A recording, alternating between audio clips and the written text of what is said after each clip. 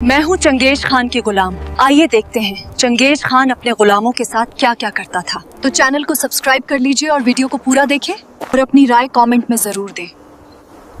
Mongolia के ठंडे और वीरान पठार, यहाँ की हवाओं में आज भी एक अजीब सी सिहरन है। 800 साल पहले इन्हीं हवाओं ने दुनिया को एक ऐसी चेतावनी दी थी जिसे किसी ने गंभीरता से नहीं लिया, और वो चेतावनी एक इंसान के रूप में आई थी, तिमुजिन, जिसे दुनिया आज चंगेज खान के नाम से जानती है। इतिहासकार कहते हैं कि अगर आप 13वीं सदी में पैदा हुए होते तो चंगेज खान का नाम सुनते ही आपकी नसें जम जाती। यह सिर्फ एक राजा नहीं था, यह एक प्राकृतिक आपदा थी। उसने अपने जीवन काल में लगभग 4 करोड़ लोगों को मौत के घाट उतारा। यह उस समय की दुनिया की आबादी का 11% था। कहा जाता है कि उसने इतना खून बहाया कि पृथ्वी का तापमान गिर गया, क्योंकि इतने लोगों के मरने से कार्बन उत्सर्जन कम हो गया था। लेकिन सवाल यह है, क्या वह सिर्फ एक पागल हत्यारा था या एक ऐसा जीनियस जो जानता था कि डर इंसान के दिमाग को काबू करने का सबसे बड़ा हथियार है। चंगेज खान की जीत का राज उसकी तलवार में नहीं, उसके दिमाग में था। उसने मनोवैज्ञानिक युद्ध का आविष्कार किया था।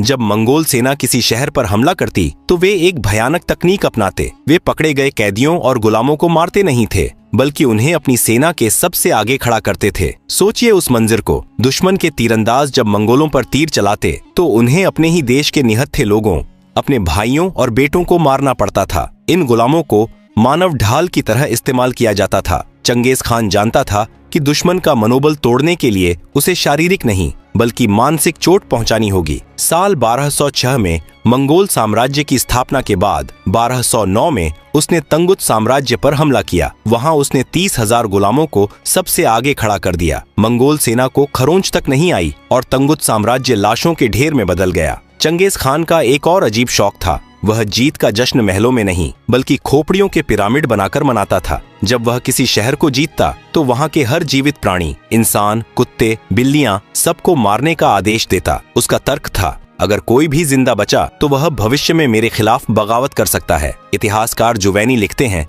कि चंगेज खान की सेना जहां से गुजरती थी वहां पीछे सिर्फ राख और हड्डियों के पहाड़ बचते थे। उसने खूबसूरत शहरों को कब्रिस्तानों में बदल दिया, और सबसे खौफनाक बात, वह इन लाशों के बीच बैठकर अपनी रानियों के साथ जश्न मनाता था। उसे मरते हुए की चीखें संगीत की तरह लगती थीं। चंगेज खान सिर्फ मौत का सौदागर नहीं था, वह एक अलग ही स्तर का निर्माता भी था। उसने अपने जीवन में 500 से ज्यादा शादियां की। जिस भी राज्य को वह जीतता वहां की सबसे खूबसूरत राजकुमारी को अपने हरम में शामिल कर लेता। आज विज्ञान ने एक चौंकाने वाला खुलासा किया है। एक रिसर्च के मुताबिक आज दुनिया में लगभग 1.6 करोड़ पुरुष ऐसे हैं जिनका DNA सीधा चंगेज खान से मिलता है। इसका मतलब है कि आज हर 200 में से एक आदमी चंगेज खान का वंशज है। उसने पूरी दुनिया के जेनेटिक्स को बदल कर रख दिया। वह एक तरफ मौत बांट रहा था और दूसरी तरफ अपनी नस्ल को पूरी दुनिया में फैला रहा था। यह उसकी अमर होने की एक अजीबोगरीब कोशिश थी। चंगेज खान की क्रूरता की हदें तब पार हो गईं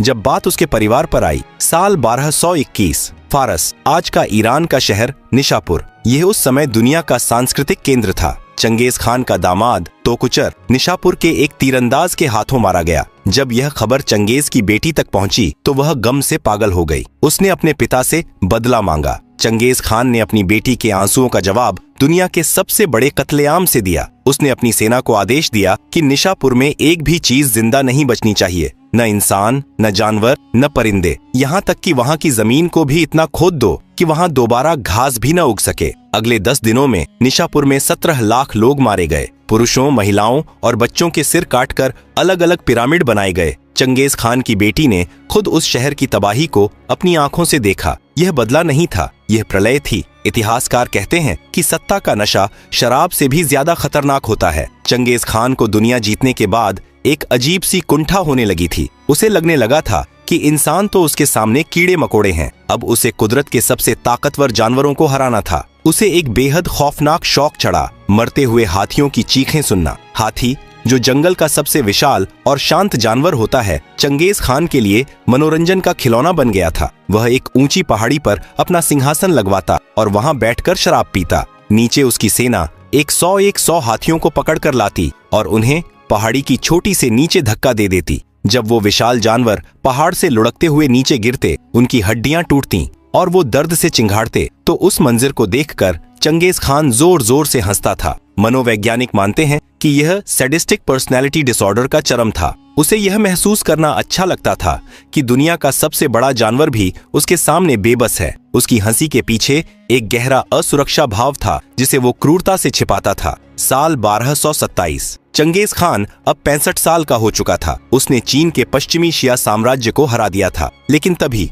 अचानक उसकी मौत हो गई। आज तक यह एक रहस्य है कि उसकी मौत कैसे हुई। इतिहास में दो प्रमुख थ्योरीज हैं। मंगोल इतिहासकार कहते हैं कि शिकार करते वक्त वह अपने घोड़े से गिर गया था, उसे अंदरूनी चोटें आईं और कुछ दिनों बाद उसकी मौत हो गई। दूसरी लोक कथाओं का रहस्य ज्यादा प्रचलित और खौफनाक है। कहा जाता है कि पश्चिमी शिया साम्राज्य को हराने के बाद चंगेज खान ने वहां की एक खूबसूरत राजकुमारी को अपनी दासी बनाने के लिए अपने तंबू में बुलाया। वह राजकुमारी अपने कपड़ों में एक खंजर या कैंची छुपाकर लाई थी। जैसे ही चंगेज खान ने उसे छूने की कोशिश की, उसने चंगेज को एक गहरा घाव दिया। अत्यधिक खून बहने से उस विश्व विजेता की एक तंबू के अंदर तड़प तड़प कर मौत हो गई। सच जो भी हो, अगस्त 1227 में दुनिया का सबसे बड़ा कसाई मर चुका था, लेकिन उसकी मौत ने एक नए खून खराबे को जन्म दिया। मरने से ठीक पहले चंगेज खान ने अपने बेटों को बुलाया और एक ऐसा आदेश दिया जो आज तक एक पहेली बना हुआ है। उसने कहा कि मेरी कब्र का पता किसी को नहीं चलना चाहिए। मुझे ऐसे दफनाना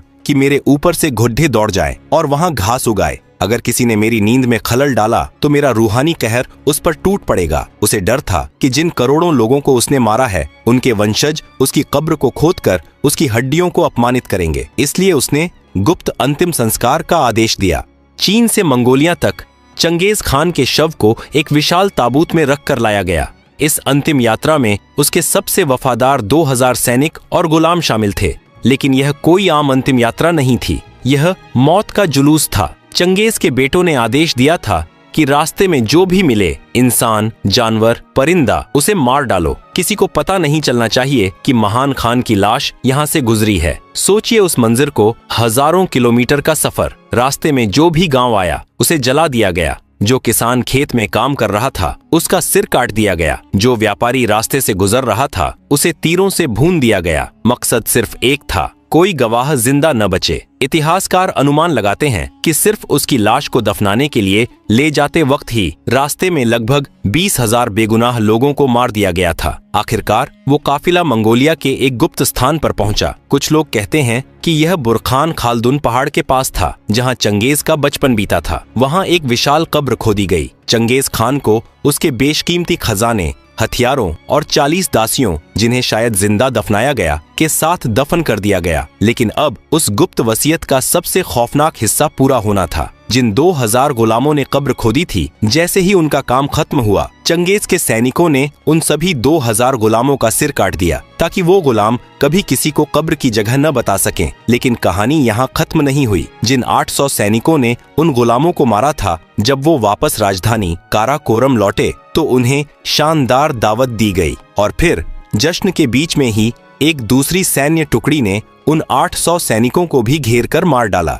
गवाहों को मारा गया, कब्र खोदने वालों को मारा गया और कब्र खोदने वालों को मारने वाले सैनिकों को भी मार दिया गया। इस तरह चंगेज खान की कब्र का राज हमेशा के लिए दफन हो गया। मंगोलिया के बुरखान खालदुन पहाड़ की तलहटी। चंगेज खान को दफनाने और सभी गवाहों को मारने के बाद उसके जनरलों ने एक ऐसा काम किया जो इंसानी दिमाग से परे था। उन्हें डर था कि सिर्फ मिट्टी के नीचे दबाना काफी नहीं है। लोक कथाओं और कुछ चीनी दस्तावेजों के मुताबिक मंगोल सेना ने एक पूरी नदी के बहाव को रोक दिया। हजारों गुलामों, जिन्हें बाद में मार दिया गया, ने नदी के रास्ते को मौत दिया। चंगेज खान की कब्र सूखी नदी के तल में खोदी गई। जब दफनाने का काम पूरा हो गया तो नदी के पानी को वापस छोड़ दिया गया। आज चंगेज खान की कब्र के ऊपर पानी बह रहा है। न कोई निशान, न कोई टीला, न कोई पत्थर, सिर्फ बहता हुआ पानी जो अपने नीचे दुनिया के सबसे बड़े विजेता और शायद दुनिया के सबसे बड़े खजाने को छुपाए हुए है। इतिहासकार मानते हैं कि चंगेज खान की कब्र में सिर्फ उसकी हड्डियां नहीं हैं, उसने अपने जीवन में 72 देशों को जीता था। चीन का रेशम, फारस का सोना, रूस के हीरे और भारत की सीमा से लूटा गया धन, ये सब कहाँ गया? चंगेज खान को दौलत का शौक नहीं था, लेकिन मंगोल परंपरा के अनुसार एक योद्धा को उसकी कमाई के साथ दफनाया जाता है ताकि अगली दुनिया में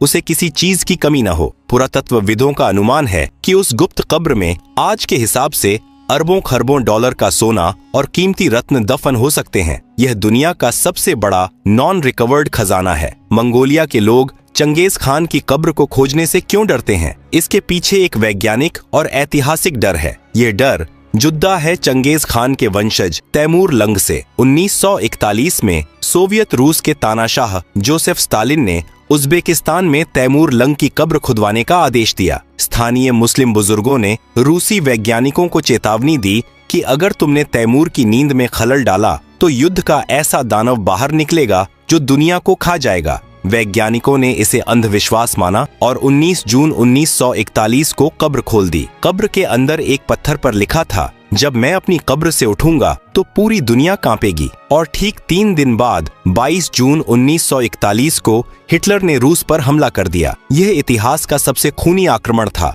जिसमें करोड़ों रूसी मारे गए। मंगोलिया के लोग मानते हैं कि अगर तैमूर की कब्र खोलने से इतना विनाश हुआ तो सोचिए अगर चंगेज खान की कब्र खोली गई तो दुनिया का क्या हश्र होगा। मंगोलिया में 240 वर्ग किलोमीटर का एक इलाका है जिसे इख खोरिग या द ग्रेट टाबू कहा जाता है। पिछले 800 सालों से इस इलाके में किसी भी आम इंसान का जाना मना है। चंगेज खान की मौत के बाद उसके सबसे वफादार सैनिकों का एक कबीला जिसे दरहात कहा जाता है, उन्हें इस इलाके की रक्षा की जिम्मेदारी दी गई थी। ये दरहात लोग आज भी वहाँ मौजूद हैं। 8 सदियों से पिता अपने बेटे को और बेटा अपने बेटे को यह जिम्मेदारी सौंपता आ रहा है। उनका काम कब्र की पूजा करना नहीं बल्कि उसे दुनिया से छुपाकर रखना है। वे कहते हैं अगर खान वापस आए तो प्रलय आ जाएगी। सोवियत शासन के दौरान भी इस इलाके को हाईली रिस्ट्रिक्टेड जोन रखा गया था। वहां जाने की कोशिश करने वाले कई विदेशी खोजी रहस्यमयी तरीके से बीमार पड़ गए या गायब हो गए। 1990 के दशक में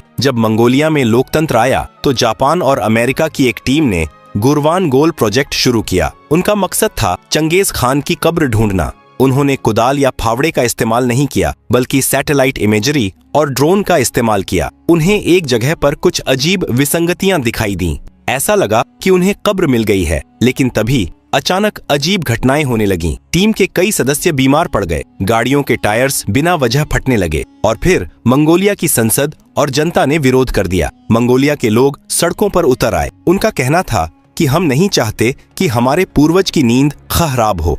वह हमारे लिए भगवान है और भगवान को लैब में टेस्ट नहीं किया जाता। मजबूरन विदेशी वैज्ञानिकों को अपना बोरिया बिस्तर समेटकर वापस जाना पड़ा। अगर आप आज मंगोलिया की राजधानी उलान बातर जाएं, तो आपको एक अजीब सा विरोधाभास देखने को मिलेगा। पूरी दुनिया के लिए चंगेज खान एक कसाई और राक्षस था, लेकिन मंगोलिया के लोगों के लिए वह राष्ट्रपिता है। वहाँ की करेंसी पर चंगेज खान की तस्वीर है। वहाँ के इंटरनेशनल एयरपोर्ट का नाम चंगेज खान एयरपोर्ट है। यहाँ तक कि वहाँ की सबसे महंगी वोदका और बियर ब्रांड्स भी चंगेज खान के नाम पर हैं। मंगोलियाई लोग उसे प्यार से चिंगिस खान बुलाते हैं। उनका मानना है कि उसने बिखरे हुए कबीलों को एक किया, उन्हें एक पहचान दी और मंगोलिया का नाम दुनिया के नक्शे पर हमेशा के लिए अमर कर दिया। सोवियत रूस ने 70 सालों तक मंगोलिया में चंगेज खान का नाम लेने पर पाबंदी लगा दी थी, लेकिन 1990 में जैसे ही मंगोलिया आजाद हुआ, चंगेज खान की वापसी एक भगवान की तरह हुई। आज वहां उसकी 131 फीट ऊंची स्टेनलेस स्टील की मूर्ति खड़ी है जो पूरब की तरफ देख रही है, अपने घर की तरफ। इतिहास का सबसे बड़ा व्यंग्य देखिए, जिस इंसान ने करोड़ों लोगों को मारा उसी ने आज की ग्लोबलाइजेशन की नींव रखी। इसे इतिहास में पैक्स मंगोलिका कहा जाता है। चंगेज खान की क्रूरता ने एक ऐसी शांति स्थापित की थी कि कहा जाता था कि एक जवान लड़की अपने सिर पर सोने का थाल लेकर यूरोप से चीन तक पैदल जा सकती थी और उसे कोई छेड़ने की हिम्मत नहीं करता था। चंगेज खान ने रेशम मार्ग को फिर से जिंदा किया। पहली बार पूरब और पश्चिम जुड़े। चीन का कागज, प्रिंटिंग प्रेस और बारूद मंगोलों के रास्ते ही यूरोप तक पहुंचा। अगर चंगेज खान न होता तो शायद यूरोप में पुनर्जागरण इतनी जल्दी न आता। उसने दुनिया का पहला इंटरनेशनल पोस्टल सिस्टम याम बनाया था, जिससे संदेश हजारों मील दूर कुछ ही दिनों में पहुंच जाते थे। उसने तलवार से दुनिया को काट दिया, लेकिन व्यापार और संस्कृति के धागे से उसे दोबारा सिल भी दिया। जैसा कि हमने पहले जिक्र किया था, चंगेज खान मरा नहीं है, वह हम में से कियों के खून में जिंदा है। स्टार क्लस्टर क्रोमोसोम, यह एक खास तरह का वाई क्रोमोसोम है जो आज एशिया के 8% पुरुषों में पाया जाता है। वैज्ञानिक मानते हैं कि यह चंगेज खान का ही लीनिएज है। सोचिए, एक आदमी की हवस और ताकत ने मानव जाति के इतिहास को जैविक रूप से बदल दिया। हजारों साल बाद भी उसका डीएनए सांस ले रहा है, चल रहा है और शायद यह वीडियो भी देख रहा है। मंगोलिया के लोग उसकी कब्र को क्यों नहीं ढूंढना चाहते? इसका एक और गहरा आध्यात्मिक कारण है। मंगोल मान्यताओं के अनुसार एक योद्धा की आत्मा उसकी हड्डियों में नहीं बल्कि उसके सुलदे स्पिरिट बैनर में बसती है। सुलदे घोड़े की पूंछ के बालों से बना एक झंडा होता है। कहा जाता है कि चंगेज खान का सफेद सुलदे शांति का प्रतीक कहीं खो गया, लेकिन उसका काला सुलदे युद्ध का प्रतीक आज भी कहीं सुरक्षित है। मंगोल मानते हैं कि चंगेज खान की आत्मा उस काले झंडे में आज भी जिंदा है और वह अपनी जमीन की रक्षा कर रही है। कब्र सिर्फ एक खाली खोल है, असली शक्ति उस झंडे में है। 800 साल बाद चंगेज खान के लिए इतिहास का फैसला क्या है? क्या वह एक राक्षस था जिसने बेगुनाहों की खोपड़ियों के मीनार बनाए? हाँ। क्या वह एक महान शासक था जिसने दुनिया को आधुनिकता का रास्ता दिखाया? हाँ। इतिहास सफेद या काला नहीं होता, वह ग्रे होता है। चंगेज खान एक ऐसा तूफान था जिसने पुराने सड़े गले साम्राज्यों को उखाड़ फेंका और एक नई दुनिया के लिए रास्ता बनाया। उसकी कहानी हमें सिखाती है कि इंसान के अंदर देवता और दानव दोनों एक साथ रह सकते हैं। आज बुरखान खालदून की पहाड़ियों में किसी अज्ञात जगह पर दुनिया का सबसे बड़ा विजेता खामोशी से सो रहा है। उसके ऊपर नदियां बह रही हैं, घोड़े दौड़ रहे हैं और जंगल उग आए हैं। उसने अपनी वसीयत में कहा था, मेरा नाम मत मिटने देना। और देखिए, 8 सदियों बाद भी हम और आप उसके बारे में बात कर रहे हैं। उसने मौत को भी हरा दिया,